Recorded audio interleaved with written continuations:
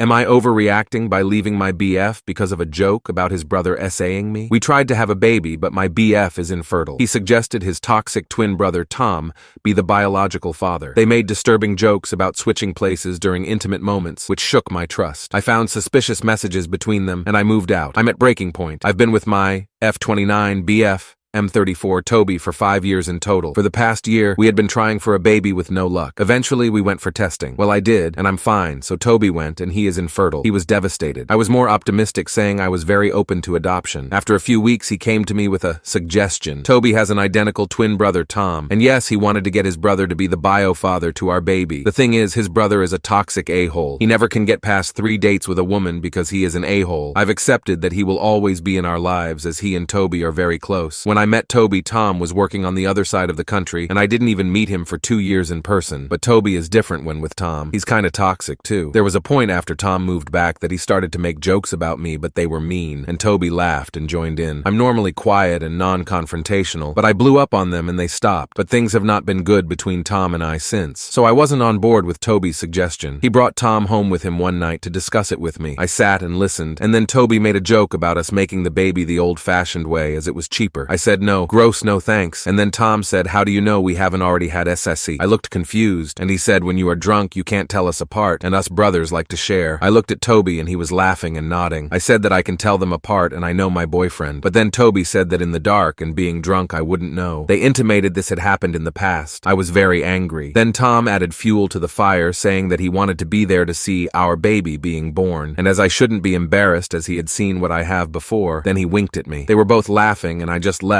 and went to bed in the spare room. I was furious, and next day Toby kept it up, laughing and saying, oops, you didn't know which brother you had. Now I know well I can tell them apart, even if they do look very alike. But there have been about 4 or 5 occasions that we did have SEC when I was drunk and in the dark. Twice was in hotel rooms after friends' weddings, and the other times were just at home after hanging out with friends, so I'm just unsure. Also, during that fun conversation, Tom also inferred that he and Toby switched places to cover for Toby, but wouldn't say for what. It was to imply cheating. But as I say, I know them apart. But after 2 weeks of them keeping up these jokes, I started to second-guess everything. Eventually, I decided to go through all Toby's devices. I needed to know if there was any grain of truth in either of these jokes. I found a text exchange on his iPad where they appeared to be discussing hiding something, but it's pretty vague, and the messages don't go back very far at all. This had been eating away at me, and Toby is still keeping up this joke at this stage. Eventually, I planned to try to get his phone, as I hadn't looked there as I plotted. I realized the depths of the paranoia and distress and anxiety I had sank to. The trust with Toby had just gone, and I told him straight that I was moving out to my friend's house, and that if he continued to infer that he allowed his brother to assault me without my consent, I'd be going to the police about both of them. He freaked out. He said it was just a joke and I was taking it all too seriously. I couldn't deal with him and left and went to stay with a friend. I feel I can't tell anyone why I've left him though. He is saying I'm being ridiculous and unreasonable and wants me to come home. He says he will overlook me, threatening to go to the police. Am I being unreasonable? Am I blowing this all out of proportion? I feel I'm so turned around that I don't know. Tom weirdly hasn't messaged or contacted me, and I expected to get nasty messages from him, but it's been total silence from him. What do I do?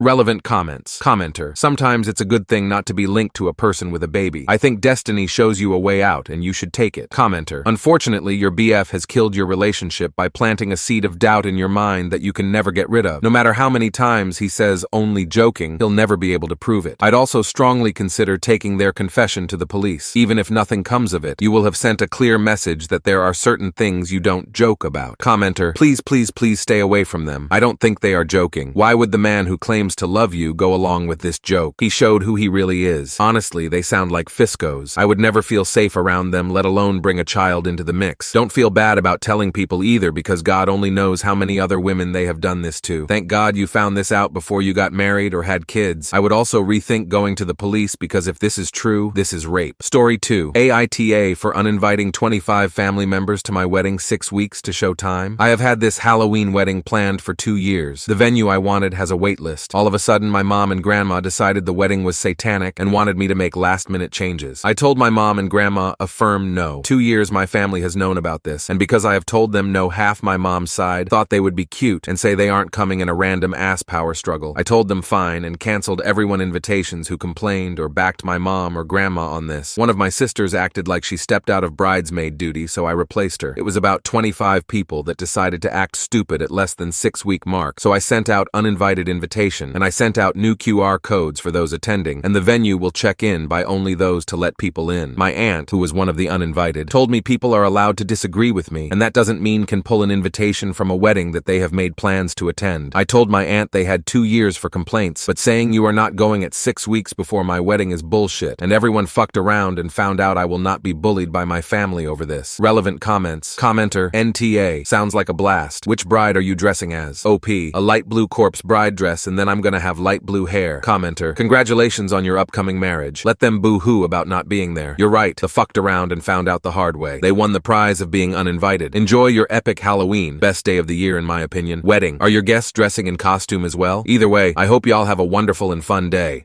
Story 3. Ada for telling my mom to do something about all of the extra kids in our house, or I'm moving in with my dad. Update. I might have to stay and babysit because my mom and Mark told me that moving will be a one-time thing. I can't go back and forth when I get pissed off. Mark also told me I can either be a part of his family and contribute, or he stops treating me like his family and paying my tuition. I go to private school. Driver's ed, won't buy me a car when I get my license, and won't pay for my college. I'll have to see what my dad can pay for before I move. My mom has been married to Mark for 5 years. He's a good guy, and we usually get along. The thing is, he has a 10-year-old daughter that lived with his ex. They were in a big custody battle because she never let him see their kid. Then she died, so their daughter had to move in with us. They also decided to take in the girl's 3 younger half-siblings, 7, 3, 1, because their dad was in prison and they were about to go into foster care. There's a lot of problems with this. 1. We do not have the space for all of these kids. We have a 4-bedroom house. I had to move into Mark's office so the other kids could get the bigger room next to my mom and Mark. 2. They're all terrified of men, so they won't let Mark get anywhere near them. My mom is the one who has to do everything with them, and when she needs a second person, she expects me to help 3. They're all so emotional. There's so many stuffed animals and blankets and cups all around the house that will make someone have a meltdown if you touch. It's a lot, but I've been dealing with it. Mark took me to get some noise-canceling headphones and stuff for my new room, and he and my mom promised we'll be in a bigger house by Christmas. Yesterday, my mom and I got into an argument because while she was giving the older 2 their baths and getting them ready for bed, the 3-year-old started crying. My mom told me to go to their room and read a story before she woke the baby up. I was watching TV, so I told her to have Mark do it, but she said no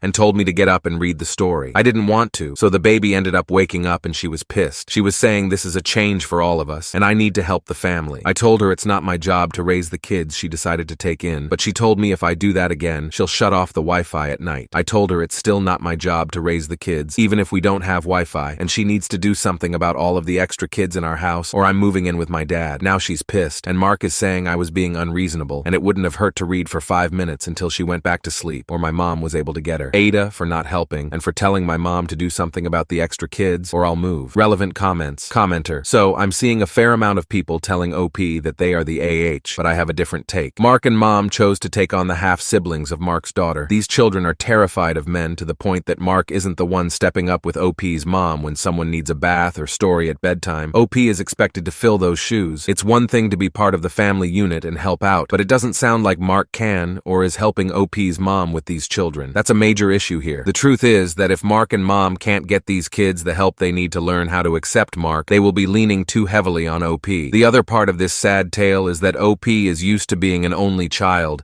and the stepsister has been around. Over the span, the 2 adults have been married, but probably not in OP's space every single day. OP is having quite a bit of upheaval themselves considering these changes. It doesn't sound like they are used to caretaking siblings so young. That's not to say that they won't or can't get used to it eventually, but to expect OP to have that kind of mindset or patience at the onset is unreasonable of the parents. This was a lot of change in a small time frame, and it doesn't seem to me as if the adults are navigating this situation very well, so how can OP be expected to? To me, this is a NAH situation, leaning NTA for OP, but the adults need to be willing to put in the work and invest in the therapy needed to make this situation decent for everyone involved. If they can't or aren't willing to do so, then OP definitely needs to remove themselves from this household until they can get themselves sorted out. Commenter. OP is basically being parentified and people are missing the point. OP has been doing their share of helping out, but he is also a minor in need of their parent. This fostering has been taking a toll on his emotional health because he's been put on Mark's position while he is constantly disregarded as a child himself. Commenter. This has only been the situation for a couple of weeks now, and they are all adjusting to a new life. OP's other comments say, 1. The family will be in a bigger house by the new year. 2. Mark is actively searching for a therapist for the children to help with the transition. Hopefully this helps helps with their fear of men, and he can start helping more. 3. OP is only asked to help with small tasks like getting jackets on the other children, a snack here and there, and read a bedtime story. Sounds to me like it was an abrupt change for everyone, and OP is used to being the only child. It also sounds like Mark wants to be an active parent to the children, but they won't let him because he is a man, and they are scared of him. He is actively looking for a therapist for them to help with this and other issues they may have. The parents are also actively searching for a larger house for the family, not sure what else they could be doing 2 to 3 weeks after the kids moved in. The younger children are currently traumatized, and it sounds like the adults are trying their best to make it a happy home for everyone. Reading a bedtime story to one child while the other is getting a bath or being asked to help put jackets on so they can leave the house is far from parentification. In another post, OP basically says the kids should be put into foster care since they'll survive. OP actually comes across as a spoiled teenage brat the more I read her comments. Story 4. AITA for not also babysitting my brother's friend's kids while on vacation. IF21. Recently went on vacation with my brother, M34, his family, friends, and a few of their siblings. A lot of us grew up together, so vacations like this weren't uncommon, but this is the first one where everyone's kids were also coming along. My brother offered to pay for my whole vacation, rather than the half he usually paid if I was willing to help with the kids, M7 and F4, for a day or two so he and his wife, Rose, could get some alone time. I agreed since they're good kids, and I help out anytime I'm in the vicinity anyways, as it's not uncommon for our culture. On the first night's dinner, one of my brother's friend's girlfriends, Allie, made an offhand comment about my brother having a vacation nanny, while she was fussing with her kid while I was talking to Rose about their plans tomorrow, when she mentioned the kids just staying the night in my room so that they didn't have to wake us up early to leave for their appointment. I agreed since I was watching them tonight anyways. I assume the problem started there since Allie showed up at my door after dinner trying to drop her kid off. I was fine with until she told him she would be seeing him tomorrow, and conversation after went like this. Me: I don't mind him being here for a few hours, but he can't spend the night. Her: but they're spending the night? Me: yes. Her: so why can't he? Me: well, there's no room for him and they're my brother's kids and are used to spending the night with me. We went back and forth a few times. Eventually, I just refused overall and apologized to the kid. I've been told a few stories, and Allie is the type to just leave her kid anyways, regardless of the conversation, and I didn't feel like tracking her down later. While we were at the pool a few days later, I took the kids to the resort cafe for ice cream and offered to take the other kids. A few of the parents said no, and some of them gave me a weird look, so I asked my friend about it. Apparently at the breakfast the second day, Allie complained about what I did, and a few of them took her side. Later that night at dinner, a wife of my brother's friend asked if I could watch her kid tonight so they could go somewhere, and I said no, explaining that my niece and nephew were with their parents tonight, so the younger siblings were all going out. She mentioned that since I was willing to take them earlier for ice cream, and since they said no, I owe them, said it's not that big of a deal, and I can go tomorrow instead. I just said, sorry, I can't, and left it there. There were similar situations, and eventually my brother stepped in to say that he paid for my vacation, which is why I took a few days to help him, and that they could chip in if they wanted my help. But I talked to my mom and a few of my friends, and they pointed out that my brother actually got to enjoy his vacation unlike the others, and I could have taken or offering to take the other kids when I was watching my niece and nephew. Relevant comments. Commenter: NTA. Your brother invited you to go on vacation with his family. He agreed to pay half in exchange for some childcare for his children. Your brother and sister-in-law's friends tried to take advantage of you by asking you to watch their children too. Watching other children was not part of the deal you made with your brother. At least your brother stepped in and put an end to it. The audacity of people never fails to astound me. OP. From what I've heard, a few of them are still upset, and that's why I posted this. I was raised on community which try to stick by, but I didn't know a lot of the people or kids those trip either, so I thought I was justified until I was reminded they're still my brother's friends. Commenter: if your brother's friends are a community together, why didn't they work it out between themselves and take turns? They choose not to. The audacity to call you a nanny when you are clearly family is rude. Your brother stood up for you. The other parents are nothing to you. Your family who wasn't there speaking up for others can do what they want with their vacation time. Thank you so much for watching until the end. If you enjoyed our videos, please don't forget to like, share, and subscribe to stay updated with our latest one. Have a great day.